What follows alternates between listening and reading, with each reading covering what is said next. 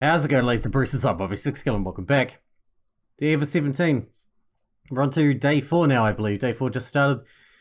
Some things are different. Not much is happening at this stage again. We're just wasting time once again. And kids bitching about chicken sandwiches, but let's carry on, shall we?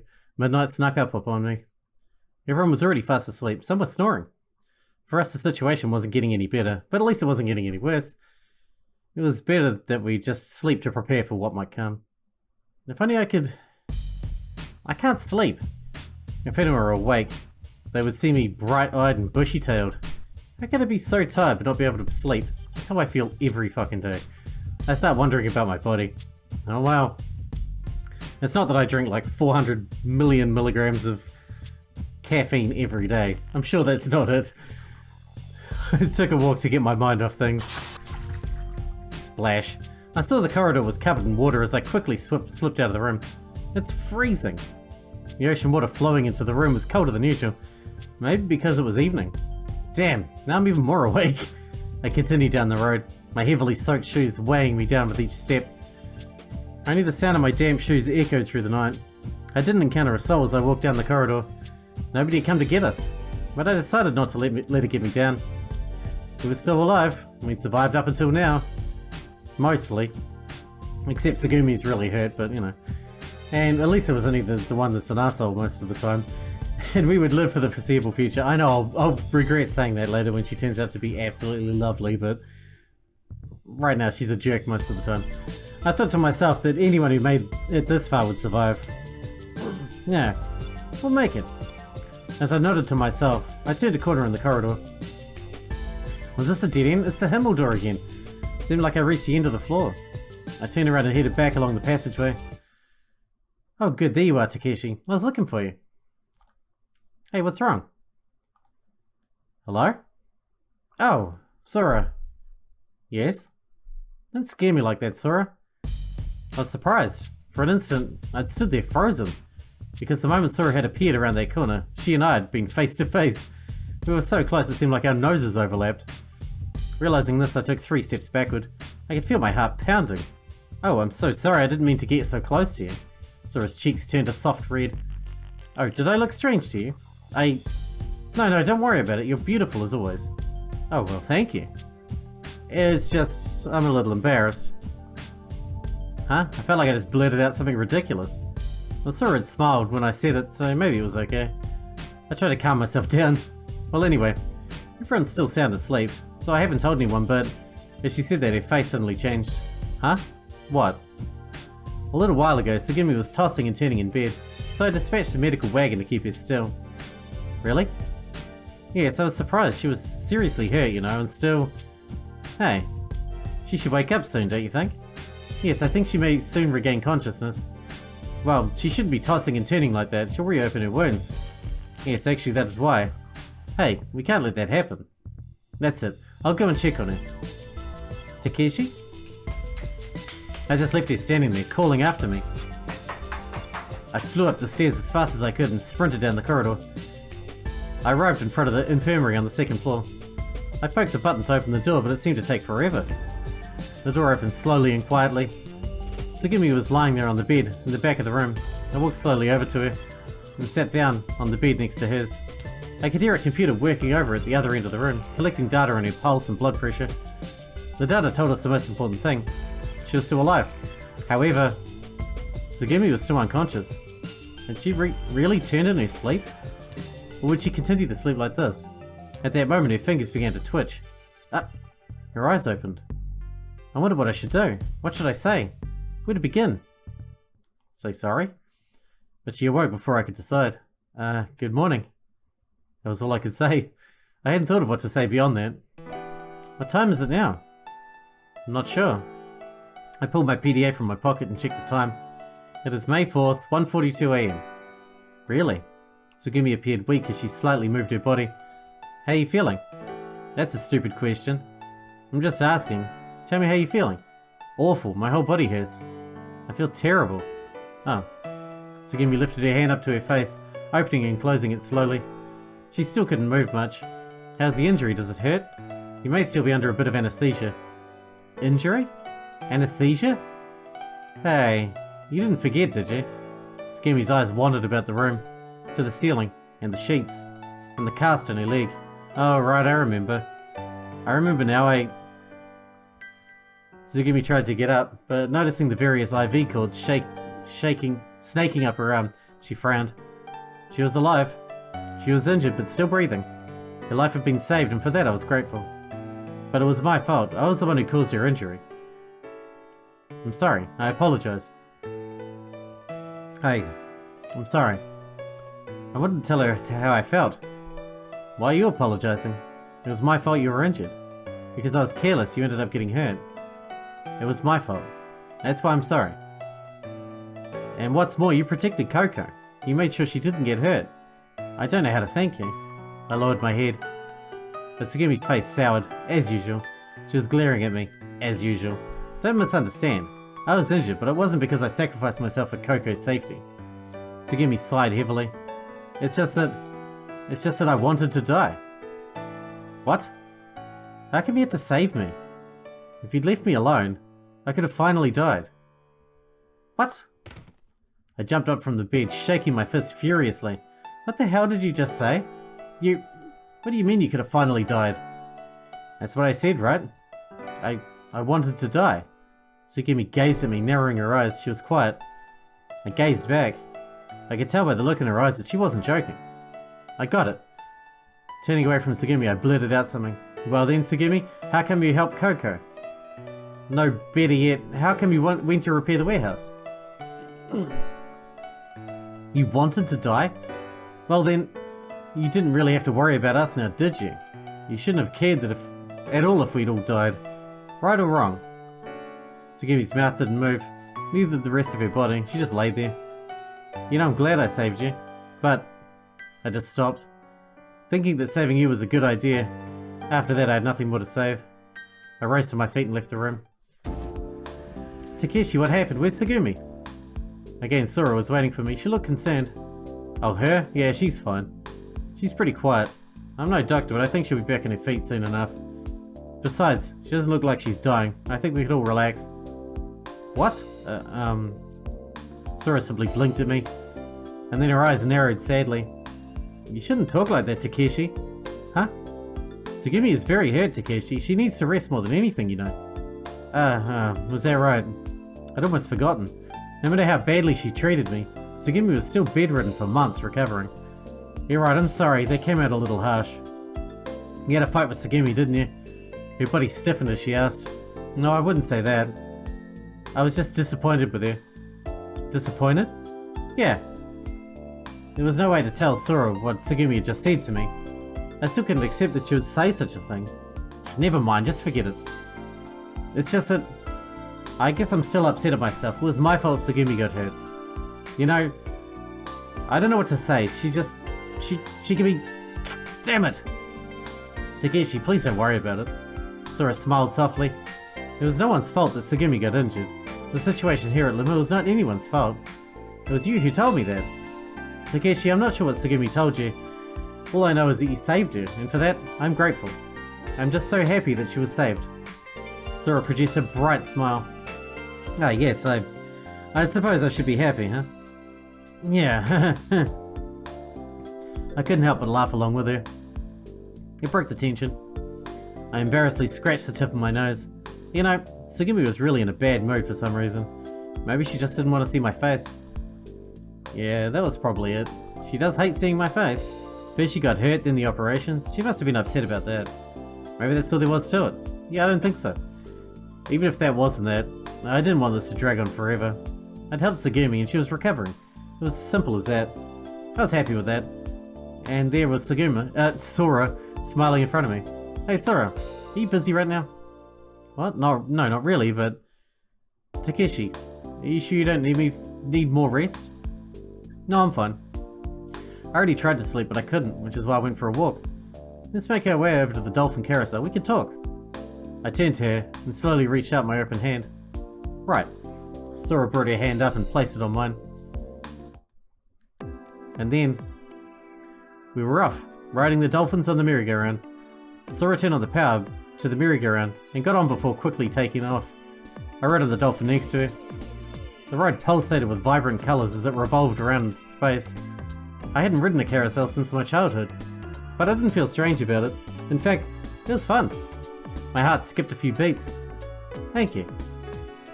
I'm sorry? Thank you, Sora, for your help. My help?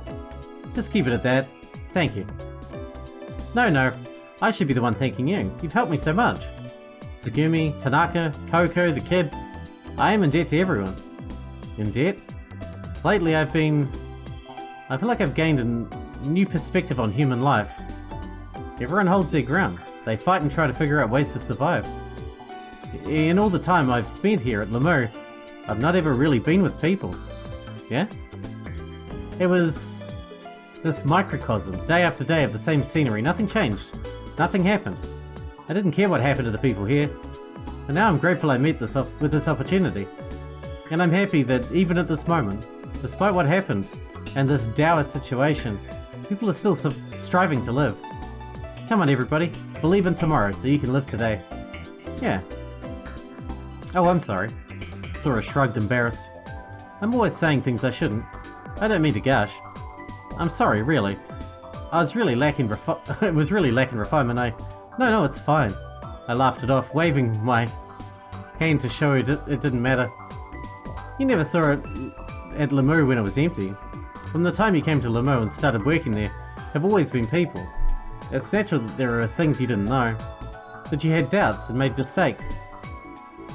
I suppose you're right, so don't worry about it. It would be great if we could ensure that everybody has an escape route, but even the communications are still... That's alright, I know it's difficult. We're not expecting the impossible. We haven't even found a safe route out of here.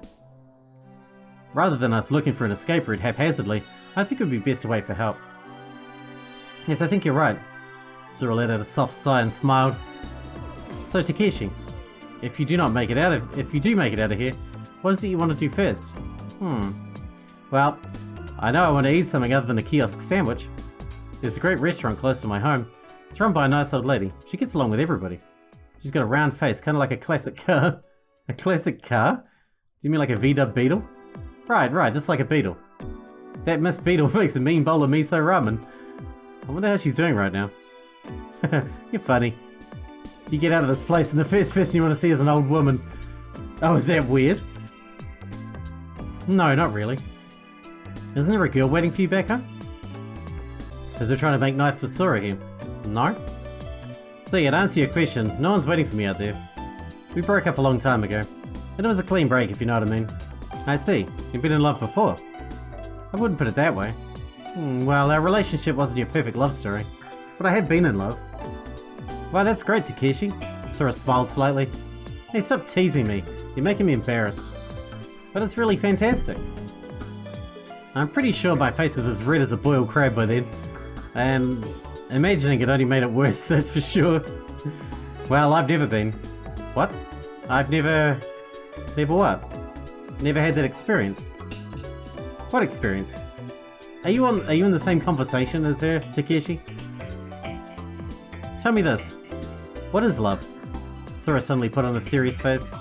I want to know. What is love? Tell me how, its method, its meaning, its purpose. Why do you love? How does one go about loving? Sora's firing off one question after another. And they didn't seem to me like easy questions to answer. Takeshi, you're someone who's loved. Oh, here it comes. What is love? What is love? Can you explain it and help me understand it? I mean, we can try, right? Alright, here comes an explanation. Let's do this. You got this, Takeshi. I agreed to give an explanation. Give explaining it a shot. Okay. What definitions does your database give for love? You better not be preparing a punchline about tennis. What? Am I that transparent? Yes, that's about as much of a cliche as you can get. You're pretty hard to please. I took a deep breath. Okay, let's try this again. Right now the score is love 15. I thought I'd said no tennis jokes. What, you were serious? Very impressive, your AI. Yes, that's about as much of a cliche as you can get. Alright, get ready. Okay, give me another meaning of love. As in an act or a feeling? Yes, that's right. Act, as in doing something, correct? Those are all the definitions that I have in my database. Takeshi, can you please answer my original question? Okay, there's one more meaning of love. Give me a second to explain it. Think. Can you give me a minute to think? Yes, 1 minute. I took a deep breath. My heart was pounding. 1 minute has expired. What, already? Sorry, give me 5 more minutes. No, I need 10 minutes, please. No, I need more time. Much more time. There's just no simple way to explain it to her. Really? Fine then. Sora waited impatiently. Right, I'll try to answer my own question. Let me express my notion of love. Sora began to speak. Let us imagine a flower. Can a flower love? It seems to me that it cannot. At least from the perspective of human beings, flowers don't act in a way that can be viewed as love. What about animals? Do they love? They may love, they may not. Some animals seem to act out of love. We have observed this to an extent, but perhaps animals do not understand the true meaning of love. It's unclear whether it is the same as the human definition of love. Do humans love? Yes, I believe so. Love is one of those mysterious things that people are programmed to do. One of its functions is reproduction, but that appears to be a function independent of love. Stop! Sora continued to speak, so I cut my hand over her mouth. Put my hand over her mouth, but I couldn't feel her lips. She's not physical, remember? She is non-corporeal. Hey, hold up, slow down. I couldn't tell if her lips were warm or not. It somehow felt as if there was something there, but then again, maybe it was my imagination. I felt, trying to see if there was some sort of warm feeling. Let's see. Let me tell you what I think. Why does a rose bloom? Why does a canary sing? Sora just stood there blinking at me. Her eyes were fixed on me. Love is not rational. It's not something you try to explain through logic.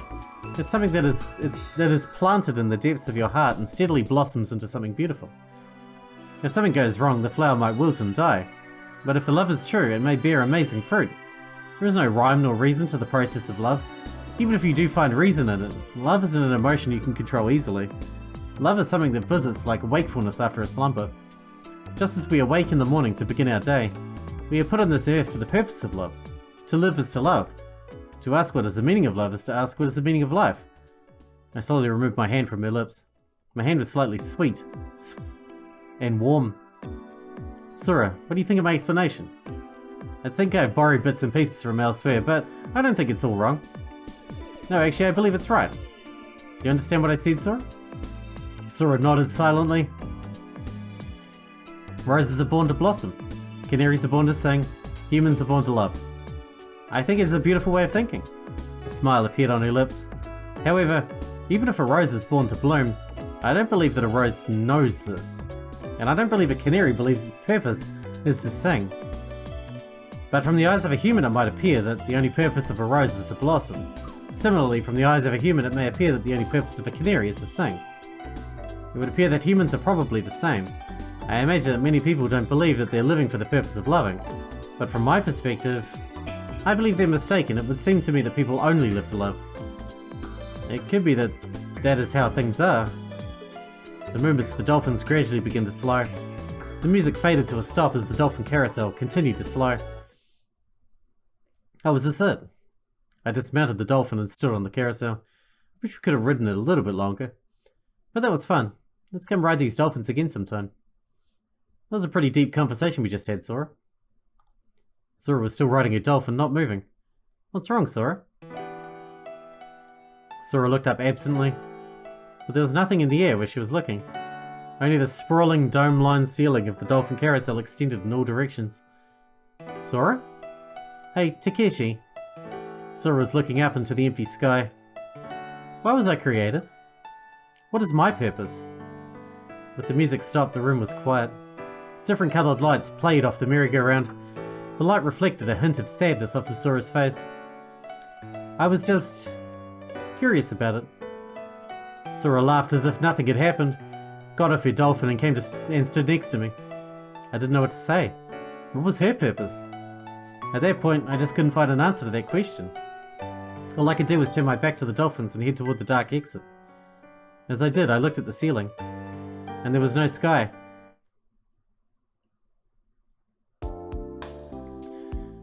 It's really hard to wake up after you've gone back to sleep. And when I couldn't get up, I get irritated. The reason I couldn't sleep was beyond me. I probably couldn't sleep because I'm so caught up in not being able to sleep. A vicious cycle. Man, this is really bad. I was still groggy, but thankfully I wasn't so sleepy it was driving me crazy. I opened and closed my hand. My body seemed to be in pretty good shape.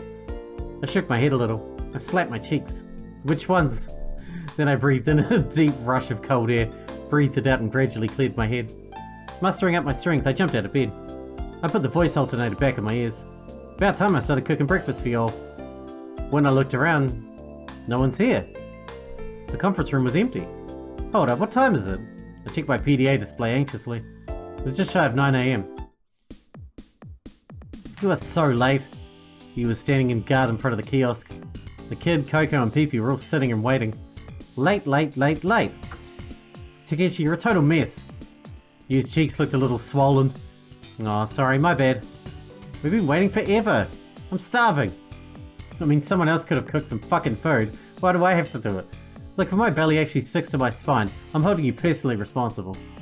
Dear Lord, remember me when I waste away to almost nothing and I'm blown away by the wind across the Pacific? You're worried about being blown away by the wind? I think it'd probably take a hurricane to carry you off. You're a real gentleman, Takeshi. Your shoulders sagged for some reason. Can't believe you guys haven't eaten yet. I looked around at them. Well, you see, we did try. I'd say we tried a little too hard. What? They looked at one another with a mix of conflicting expressions. What did you do? I cocked my head quizzically at them and went around to the kiosk's kitchen. What's going on here?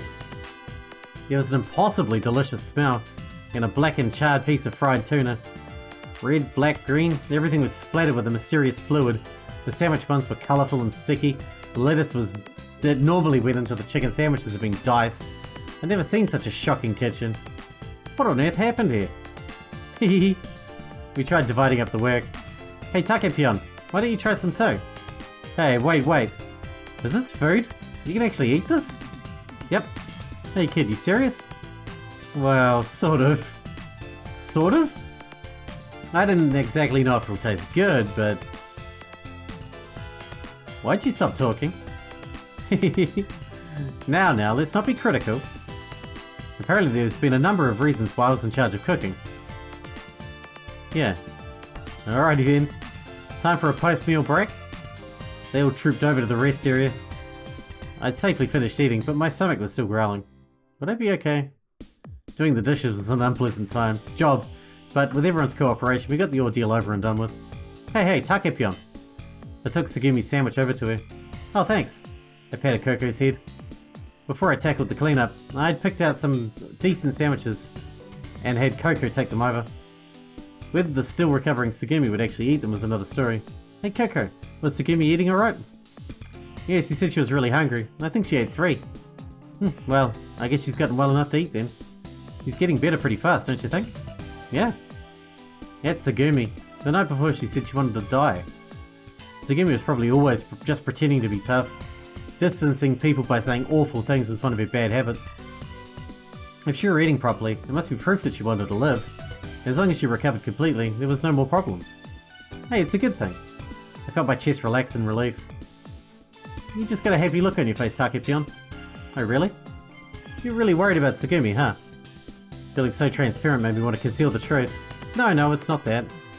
I was just thinking about those sandwiches were pretty good after all. Wow, really? Oh, good. Actually, I made your sandwich all by my very own self. Hehe, you see, I use lots of my secret sauce. Mayo, mustard, horseradish, and then some salt and pepper, and a dab of soy sauce, and lots of butter. And when it was done, cinnamon, and cardamom, and turmeric, and nutmeg, and vanilla, all shaken together and poured. And then, what was it again? Allspice, and curry, and hot sauce, and some tube of something Pee-Pee found. We used lots of that. What was that, fucking ointment or something? And then we stuck the lettuce in between. Nappy rash cream. Magnificent, right? And pretty too. Well, if I hadn't tasted it, I might have been scared off. Wait, you mean it tasted okay? Well, maybe I should make the next meal too? No, you don't have to do that. I'll keep doing the cooking. Just listening to it was making my gut ache. Gathering my wits, I went to the bench where you and the kid were sitting.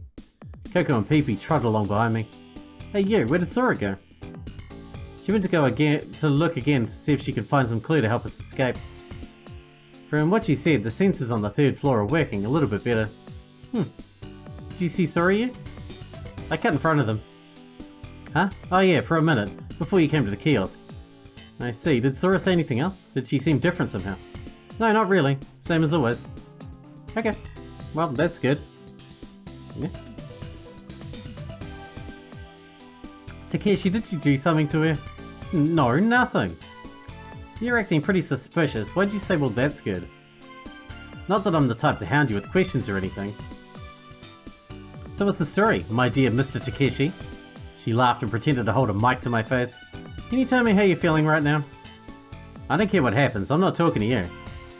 This is reporter Yu Tanaka reporting live. She withdrew her invisible mic. Hey, that reminds me, the kid muttered, glancing at me. Apparently Takeshi sneaked out of his room in the middle of the night. Oh-ho! Relevant circumstantial evidence. This time the invisible mic was pointed at the kid. I thought maybe you were sleepwalking, but you ran up the emergency stairs, so... I went to sleep right after that, but it's been bothering me. What do you have to say for yourself, Mr. Takeshi? If you don't want to talk about it, don't worry. Huh? What? Are you talking about something fun? Woof woof. All of their eyes were fixed on me, bathed in their attention. There was no way for me to escape the mic. Alright, I confess. I was meeting Sora. Which is exactly what we were doing. I was just meeting Sora. I tried to be as honest as possible. Oh-ho. Well, I went for a walk and ran into her.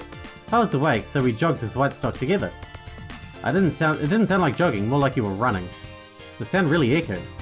Well, you know Sora, she can run so fast I had to hurry to keep up. Forget fast, Sora can run? Let's not get into the details, kid. Ouch!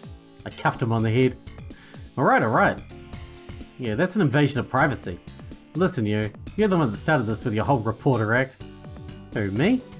She stuck out her tongue. No one seemed inclined to question me further, so that solved that. Everyone moved around the rest area. I felt the energy drain out of me. I wasn't tense, but I wasn't relaxed either.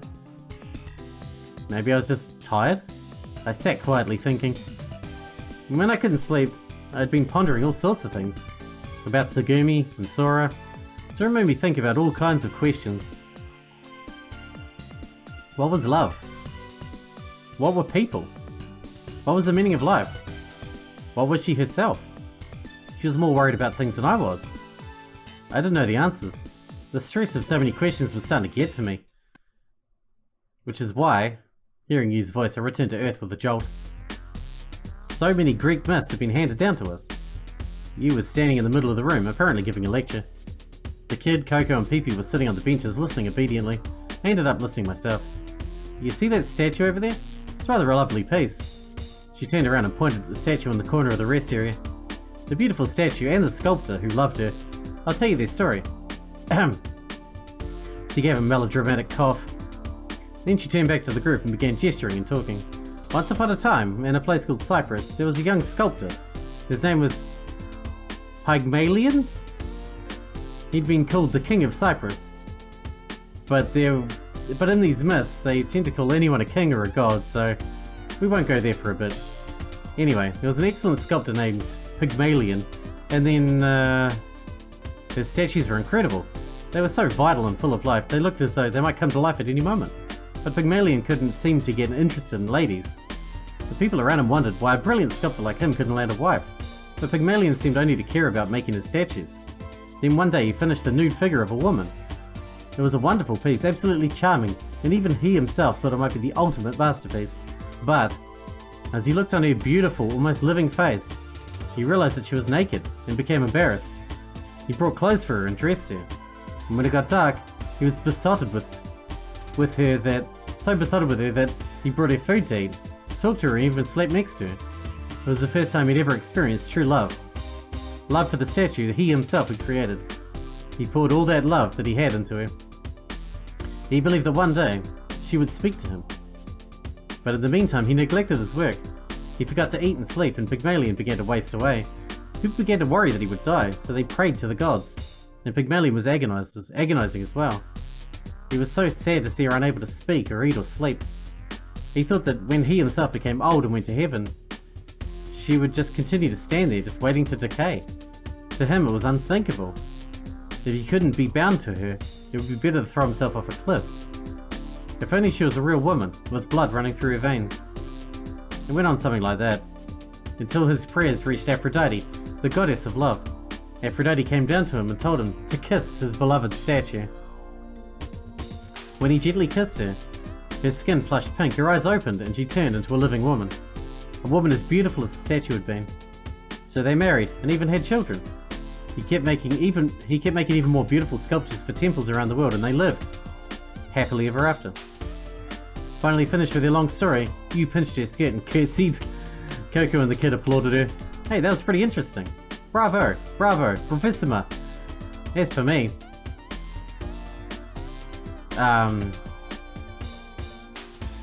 watch silently, I guess.